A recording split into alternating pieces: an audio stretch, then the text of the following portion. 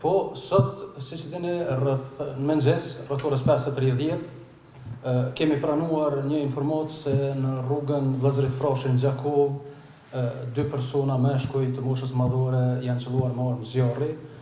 Si pasojë e plavëve të marra, njëri nga këta persona ka ndërruar jetë në vend ngjarje dhe ekipi mjekësor ka konstatuar vdekjen e tij atje.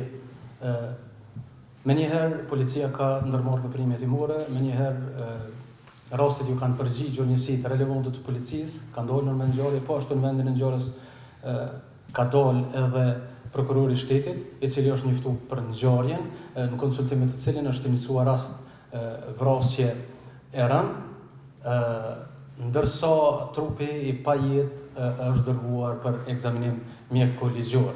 Aktualisht, si drejtori jemi duke ndërmarrë mosa për arrestimin e personit të dyshuar, lokalizimin në fakt dhe arrestimin e personit të dyshuar, i cili deri më tani gjendet në arreti.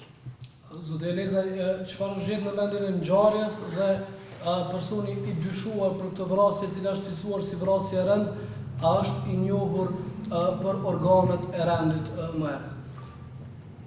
Atë që mund të ndojmë tash, në vendin e ngjarjes janë gjetur disa zhroja të armës së zjarrit, po ashtu është gjetur edhe një armë e ftohtë.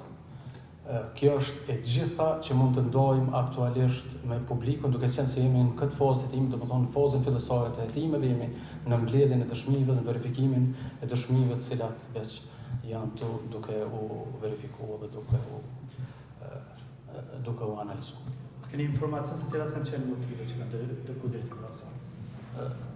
Në këtë fazë të hetimit më duhet të kërkoj mirë kuptimin tuaj që të mbes me këto informata që i ndova deri më tash, për shkak se duke qenë në këtë fazë të hetimit, në fazën fillestare të hetimit, mbesim edhe për këtë çështje të rezervuar sa i përket detajeve të tjera lidhur me këtë ngjarje. Dorasi është i njohur për organet e rendit.